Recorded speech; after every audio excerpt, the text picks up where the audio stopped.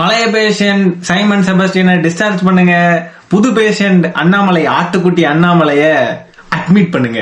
Simon செபாஸ்டியனை discharge பண்றோம்னு சொன்ன உடனேயே பதறிடாதீங்க, இனிமே வீடியோ வராதுலாம். கண்டிப்பாக வீடியோ வரும். சும்மா ஒரு பேச்சுக்கு சொன்னேன். என்ன மலை நல்லா இருக்கியா மலை? நம்ம அண்ணாமலை அவர்கள் வர்றப்போவே கண்டென்ட்டோட வராருங்க. சரிங்க, ஒரு கேள்வி. நம்மளுக்கு இப்ப புயல் அப்படின்னு சொன்னா நமக்கு என்ன தோணும்? இப்ப இந்த பெஞ்சல் புயல் வந்துச்சுல, நமக்கு என்ன தோணும்? புயல் அப்படின்னா மக்கள்லாம் ரொம்ப கஷ்டப்படுவாங்க, அவதிப்படுவாங்க. புயல்ன்ற பேரை கேட்டாலே ஒரு மாதிரி இரிட்டேட்டிங்கா இருக்கும், நம்மளுடைய வாழ்க்கையே முடங்கி போயிடும், ரொம்ப கஷ்டம் கொடுக்குங்க அந்த புயல் அப்படின்றது. பெஞ்சல் புயல் போய் தமிழ்நாட்டுக்குள்ள புதுசா ஒரு புயல் அண்ணாமலை அப்படின்ற புயல் வந்திருக்குன்னு சொல்லி அண்ணாமலை அவர்களை புயல்னு சொல்லி சொல்றாங்க, ஒரு உவமையா யூஸ் பண்றாங்க. திருநெல்வேலி பிஜேபியோட அபிஷியல் அக்கௌண்ட்ல போட்டிருக்காங்க, கரையேறிய வெஞ்சல் புயல், தரையிறங்கிய பாஜக புயல், இந்த தலைப்பே போதும் ஆளுங்கட்சியை ஆட்டம் காண வைக்கும் பாஜக புயல். Bro, this is very wrong bro. நீங்களே உங்களை கலாச்சிக்கிட்டா அப்ப நாங்கள்லாம் ஏன் இருக்கிறோம்? அண்ணாமலை வராருன்னு உடனே ஆளும் கட்சி அப்படி ஆடி போயிருச்சு பாருங்க. அண்ணாமலை வராரு, ஐயோ நம்மளாம் ஒரு ஆட்டம் ஆடிரும் அப்படின்ட்டு தமிழ்நாட்டு மக்களும் ஆளுங்கட்சியும் அப்படி ஆடி போயிருக்கிறாங்க. அவங்களே தனியா ஒரு உலகத்தை கிரியேட் பண்ணி அந்த தனியான உலகத்துக்குள்ள சந்தோஷம் அடைஞ்சுப்பாங்க. சரி, சந்தோஷமா இருந்துட்டு போட்டோம். 3 மாசத்துக்கு முன்னாடி லண்டன் போனார் இல்லையா அரசியல் படிக்கிறதுக்கு. போனவர் என்ன சொல்லிட்டு போனார்னா, இனி விமான நிலையத்தில் செய்தியாளர்களை சந்திக்க மாட்டேன் அப்படின்னு சொல்லிட்டு, இப்போ நேரத்தைக்கு வந்தவர் என்ன தெரியுமா பண்ணிருக்காரு? தரையிறங்கியவுடன் அண்ணாமலை செய்தியாளர் சந்திப்பு அப்படின்னு சொல்லி நியூஸ் போடுற அளவுக்கு விமான நிலையத்தில இருந்து வெளியே வரப்போவே பேட்டி கொடுத்திருக்காரு.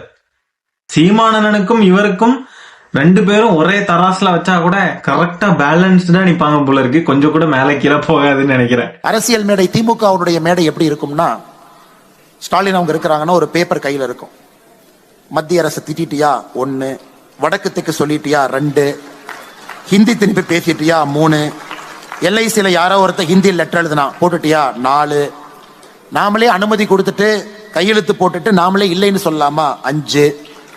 இது ஒரு டிபிக்கல் ஃபார்முலா பேஸ்ட் பாலிடிக்ஸ். அடுத்து இந்த பக்கம் இவங்களை சரி பண்றதுக்கு இதெல்லாம் செஞ்சுட்டுனா இவனை திட்டு அவனை திட்டு. இது ஒரு விதமான அரசியல். லண்டன்ல எல்லாம் போய் படிக்கிறீங்க, அதுவும் அரசியல் படிக்கிறீங்க, அப்ப ஏதாவது மாறுதல் இருக்குன்னு பார்த்தா அதே மாதிரியே தானே இருக்கீங்க. இதுக்கு லண்டனுக்கு எல்லாம் போய் அரசியல் படிச்சீங்க? இவர் சொல்றது எல்லாம் அப்படியே சீமானனை மாதிரிதான், ஒரு டைம் பாஸா எடுத்து ஃபன் பண்ணிட்டு போயிடணும். இப்ப பேசினார் இல்லையா, இதுல பேசின மாதிரியே சீரியஸா ஒரு இடத்துல பேசினாரு. அந்த காணொலி லேட்டா பாருங்களேன். எழுதி கொடுக்கறேன், கோயம்புத்தூர்ல பாரதிய ஜனதா கட்சி ஜெயிக்கும், எழுதி வச்சு எழுதி கொடுத்துட்டு போறேன். பாரதிய ஜனதா கட்சி ஒரு சரித்திர வெற்றி. கோயம்புத்தூர், பொள்ளாச்சி, நீலகிரி, ஈரோடு, திருப்பூர், கொங்கு பகுதி எல்லாம் முழுசா மாறிடுச்சு. கட்சிகள்லாம் கலந்த காலத்தில் உட்கார்ந்து பேசிட்டு இருக்கலாம், இதெல்லாம் பொய் பேச்சு. ஆனால் மக்கள் தெளிவாக இருக்கின்றார்கள். பாரதிய ஜனதா கட்சி தான் இந்த முறை கோயம்புத்தூர், பொள்ளாச்சி, நீலகிரி, திருப்பூர், ஈரோடு வரும். நான் எழுதி கொடுத்துட்டு போறேன். ஆனால் நீங்க அவங்ககிட்ட கேளுங்க, முதன்மையான கட்சி இன்னைக்கு பாரதிய ஜனதா கட்சி கொங்கு மண்டலத்துல. நான் முதலே சொன்னேன் இல்லையா, இவங்க ஒரு உலகத்துல வாழுவாங்க, இவங்களே சந்தோஷம் அடைஞ்சுப்பாங்க அப்படின்னு. அந்த மாதிரிதான் இதுவும். மக்கள் தெளிவா இருக்காங்களாமா, பாஜகவுக்கு ஓட்டு செலுத்திடுவாங்களாமா. அதேதான் நாங்களும் சொல்றோம். மக்கள் தெளிவா இருக்காங்க, யாருக்கு ஓட்டு போடணும் யாருக்கு ஓட்டு போடக்கூடாதுன்ற விஷயத்துல தெளிவா இருக்காங்க. இந்த மாதிரியே வாய்ச்சாவடால் விட்டுட்டே தெரிய வேண்டியதுதான். 3 மாசம் வேஸ்ட்டுங்க. இடையில இதை மாதிரி ஏதாவது பேசியிருந்தாருன்னா, நம்ம சீமானன பேசுற நேரத்திலயாவது ஏதாவது இந்த மாதிரி எல்லாம் பேசி வாய்விட்டு இருந்தாருன்னா நமக்கு கண்டென்ட் டபுளா இருக்கும். இரண்டிலையும் பேசாம மாட்டாம சென்டர்ல சுத்துறாங்க. இன்னைக்கு பாத்தீங்கன்னா புது அரசியல் என்ன, கிச்சடி பாலிடிக்ஸ். இந்த வடிவேலு சொல்ற மாதிரி தென்னை மரத்துல ஒரு குத்து, பனை மரத்துல ஒரு குத்து, இந்த சித்தாந்தத்துல கொஞ்சம் அந்த சித்தாந்தத்துல கொஞ்சம், இந்த தலைவர் போட்டோ இங்கே போடு, இந்த தலைவர் போட்டோ இங்கே போடு, மொத்தமா 10 தலைவர் போட்டோ போட்டா யாரும் நம்மளை கிரிட்டிசைஸே பண்ண மாட்டாங்கிற அரசியல் கட்சிகளும் இங்க வந்திருக்கு. அவங்களையும் கூப்பிட்டு கேளுங்க, அது எப்படிங்க ரச சாதத்தையும் தயிர் சாதத்தையும் சாம்பார் சாதத்தையும் கலந்து வச்சுட்டு இது புது ஐட்டம்ல எப்படிங்க சாப்பிடுவாங்க? ரச சாதம் சொல்லுங்க, சாம்பார் சாதம் சொல்லுங்க, தயிர் சாதம் சொல்லுங்க, 3க்கு வேணா 3ஐயும் சேர்த்து மக்கள் சாப்பிடுவாங்கன்னா சாப்பிட மாட்டாங்க. அந்த அரசியல் உலகத்துல எங்கேயும் ஜெயிச்சது கிடையாது. முடியலடா டேய். ஏற்கனவே சைமன் செபஸ்டியன் இப்படி பேசிக்கிட்டு இருந்ததுதான் தூக்கி போட்டு மிதின்னு மிதிச்சோம். மறுபடியும் இந்த சாம்பார் சாதம், ரச சாதம், தயிர் சாதம் தூக்கிட்டு வருது. அவரு கருவாட்டு சாம்பார்னாரு, இவரு சாம்பார், தயிர், மோருன்னு குழப்பிக்கிட்டு இருக்காரு உட்கார்ந்து. சீமானவர்கள் பேசுற தமிழ் தேசியம் என்ன தமிழ் தேசியம் அப்படின்றத பத்தி ஒரு விமர்சனம் வரல. ஆக்சுவலா அவரு தான் இந்த பக்கம் நிக்க மாட்டேன்றாரு, அந்த பக்கம் நிக்க மாட்டேன்றாரு. ஒரு சைஸான வழியில போயிட்டு இருக்காரு. கொட்டை இல்லா தமிழ் தேசிய கொள்கையை தூக்கிட்டு தெரிஞ்சிட்டு இருக்காரு. ஆனா விஜய் அவர்கள் தமிழ் தேசியமும் திராவிடமும் என் 2 கண்கள்னு சொன்னாரு. என் 2 கண்கள்னு கூட சொல்லல, இந்த தமிழ்நாட்டின் 2 கண்கள்னு சொன்னாரு. அவருடைய கொள்கையா கூட அதை சொல்லிக்கல. ஆனா பெரியாரு, அம்பேத்கர் இதெல்லாம் எடுத்துக்கிறதுனால அந்த செக்யூலர் சோசியல் ஜஸ்டிஸ் ஐடியாலஜிஸ அவர் ஃபாலோ பண்றதா அவர் முன்னிறுத்தி இருக்காரு. இடதுசாரி கட்சியாக பயணிக்க போறேன் அப்படின்றத அவர் தெளிவா சொல்லிட்டார். லண்டன்ல போய் படிச்சும் கூட எதை நம்ம பிரிச்சு பேசணும், எதை சேர்த்து பேசணும் அப்படின்ற பேசிக்ஸ் கூட தெரியாம பேசிக்கிட்டு இருக்காரு பாருங்க. அதுதான் ரொம்ப ஆச்சரியமா இருக்கு. தமிழ் தேசியமும் திராவிடமும் வேற துருவங்கள் கிடையாதுன்ற பேசிக் விஷயம் கூட தெரியாத இவ்வளவு போய் படிச்சுட்டு என்ன மண்ணுக்கு.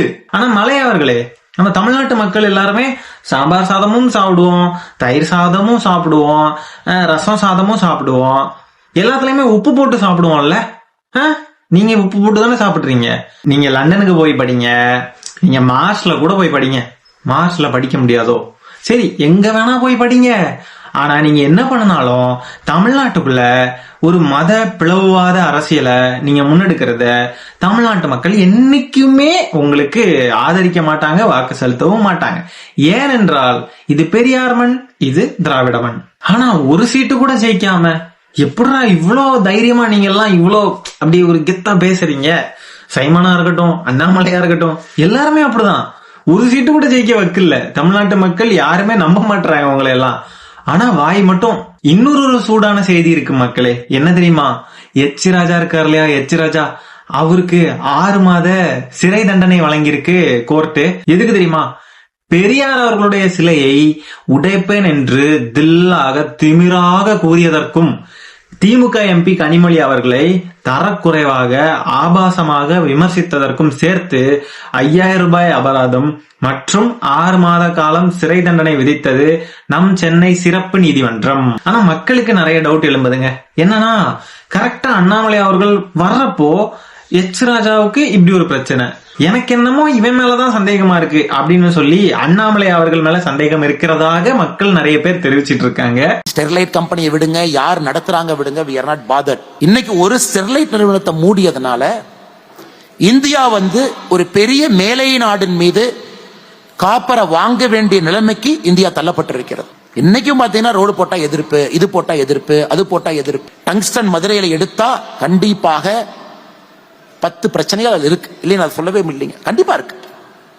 மக்கள் வெளியே போகணும், அந்த 20 ஸ்கொயர் கிலோமீட்டருக்குள் நீங்க டங்ஸ்டன் எடுக்கணும். அது ஒரு முக்கியமான ஒரு மெட்டீரியல் நமக்கு வேணும்.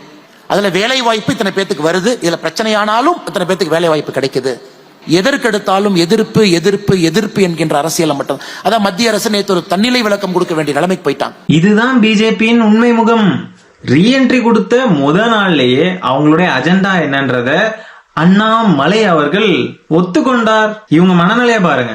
ஸ்டெர்லைட் ஆலையால தமிழ்நாடும் தமிழ்நாட்டு மக்களும் நாசமா போனாலும் செத்தாலும் இவங்களுக்கு கவலையே இல்ல. உயிர் போனா என்ன, அதான் வேலை கிடைக்குதுல நிறைய பேருக்கு அப்படின்ற மாதிரி சொல்லிட்டு இருக்காரு அரிய வகை ஐபிஎஸ். சீமான் அண்ணனின் ட்ரோல் வீடியோஸுக்கான ரசிக பெருமக்களே, நாளைக்கு வீடியோ மேக்சிமம் சீமான் அவர்களை பற்றி தான் இருக்கும். சோ இந்த வீடியோவை நான் இதோட எண்ட் பண்ணிக்கிறேன். இந்த வீடியோ பிடிச்சிருந்தா ஒரு லைக்கை தட்டி விட்டு 4 பேருக்கு ஷேர் பண்ணுங்க. மீண்டும் அடுத்த வீடியோல சீக்கிரமா உங்களை சந்திக்கிறேன். அது வரைக்கும் tata bye bye, take care.